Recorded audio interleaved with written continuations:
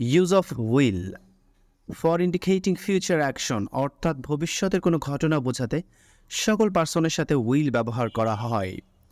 যেমন উদাহরণ লক্ষ্য করুন, আগামীকাল সে আসবে। এই বাক্যে বলা হচ্ছে আগামীকাল সে আসবে, তার মানে সে এখনো আসেনি, ভবিষ্যতে আসবে, সে নাও আসতে পারে। তাহলে আগামীকালের কোনো ঘটনাকে নির্দেশ করার জন্য আমরা সাবজেক্টের পরে উইল ব্যবহার করব। যেমন হি উইল কাম টুমোরো, সে আগামীকাল আসবে। ফর প্রেডিক্টিং অ্যাবাউট ফিউচার, অর্থাৎ ভবিষ্যতের কোনো বিষয় নিয়ে প্রায় নিশ্চিত এমন অনুমান করা বোঝাতে উইল ব্যবহৃত হয়। যেমন এখন তাদের ফোন করবেন না, তারা হয়তো ডিনার করবে। এই বাক্যে কিন্তু ভবিষ্যতের কোনো বিষয় অনুমান করে বা প্রায় নিশ্চিত হয়ে বলা হচ্ছে যে এখন তাদের ফোন করবেন না, তারা হয়তো এখন ডিনার করবে। তাহলে ইংরেজিটা এইভাবে করব, don't phone them now, they will be having dinner. For polite request, অর্থাৎ বিনীত অনুরোধ বোঝানোর জন্য সেকেন্ড পার্সনের সাথে উইল বসে। যেমন আপনি কি আমাকে এই ব্যাগটি বহন করতে সাহায্য করবেন? তাহলে উইল আমরা প্রথমে ব্যবহার করব কেন? কারণ প্রশ্ন করা হচ্ছে তাই। Will you help me to carry this bag? আপনি কি আমাকে এই ব্যাগটি বহন করতে সাহায্য করবেন? এখানে কিন্তু এই বাক্যে বিনীত অনুরোধ করা হচ্ছে, রিকোয়েস্ট করা হচ্ছে কাউকে, ভদ্রভাবে, অভদ্রভাবে নয়। তাহলে আমরা কাউকে কোনো কিছু অনুরোধ করলে অবশ্যই সেটা ভদ্রভাবে করতে হবে, তাহলেই ওই ব্যক্তি কিন্তু আমাদের অনুরোধটা রাখতে পারে। টু এক্সপ্রেস অর্ডার, আদেশ বোঝানোর জন্য সেকেন্ড ও থার্ড পার্সনের সাথে উইল ব্যবহার করা হয়। যেমন তুমি আমার নির্দেশনা পালন করবে। এই বাক্যে অর্ডার করা হচ্ছে, মানে আদেশ করা হচ্ছে।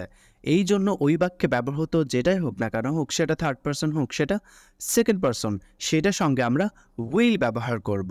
যেমন you will carry out my instructions, মানে তুমি আমার নির্দেশনা পালন করবে। এই বাক্যে ইউ হলো থার্ড পার্সন, যার সঙ্গে আমরা উইল ব্যবহার করেছি। তাহলে এই বাক্যটা কিন্তু নির্দেশ করা বা আদেশ করা, অর্থাৎ অর্ডার করা বোঝাচ্ছে। এই জন্য আমরা এই বাক্যে উইল ব্যবহার করেছি, সেটা থার্ড পার্সনের সঙ্গে। দৃঢ় প্রতিজ্ঞতা বা কোনো কিছু করা নিয়ে সংকল্পবদ্ধ বোঝাতে ফার্স্ট পার্সনের সাথে উইল ব্যবহৃত হয়।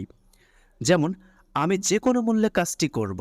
এই বাক্যে কিন্তু দৃঢ় প্রতিজ্ঞতা হচ্ছে, মানে যে কোনো কিছুর বিনিময়ে হোক না কেন আমি সেই কাজটি করেই ছাড়ব, করবই, সংকল্পবদ্ধ বোঝাচ্ছে।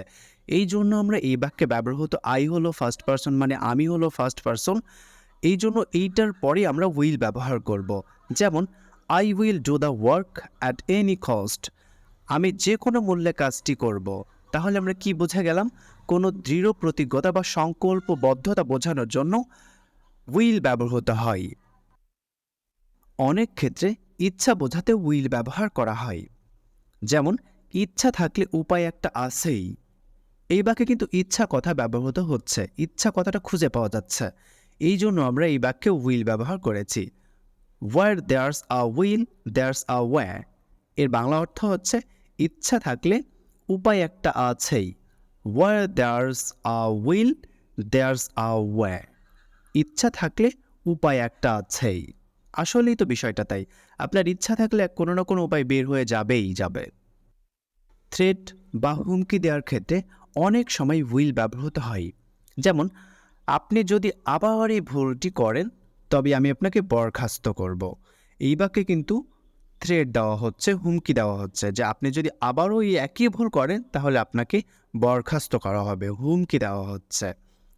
তাহলে আমরা এটার ইংরেজি এভাবে করব, প্রথমে সাবজেক্ট ব্যবহার করব আই, এরপরে will suspend you if you do that mistake again, অর্থাৎ আপনি যদি আবার এই ভুলটি করেন তবে আমি আপনাকে বরখাস্ত করব। I will suspend you if you do that mistake again. তাহলে হুমকি দেওয়ার ক্ষেত্রেও আমরা উইল ব্যবহার করব। ভবিষ্যৎ সম্পর্কে কোনো কিছু জানতে বা জানাতে উইল ব্যবহার করা হয়। যেমন শীঘ্রই বসন্ত আসছে। শীঘ্রই বসন্ত আসছে এই বাক্যে কিন্তু বসন্ত এখনো আসেনি, মানে খুব তাড়াতাড়ি বসন্ত আসতে যাচ্ছে। তাহলে আমরা ইংরেজিটা এইভাবে করব, ইট উইল বি স্প্রিং সুন, মানে শীঘ্রই বসন্ত আসছে। তাহলে ভবিষ্যৎ সম্পর্কে কোনো কিছু জানতে বা জানাতে উইল ব্যবহার করা হয়। নেগেটিভ সেন্টেন্সের ক্ষেত্রে উইল নট ব্যবহৃত হয়। যেমন, আমরা তোমাকে যেতে দেব না। এই বাক্যে কিন্তু ভবিষ্যৎকে নির্দেশ করছে, আবার না বোধক বিষয়টা উঠে আসছে, মানে নেগেটিভ সেন্টেন্স হয়ে যাচ্ছে। এই জন্য আমরা উইলের পরে নট ব্যবহার করব। যেমন, we will not let you go.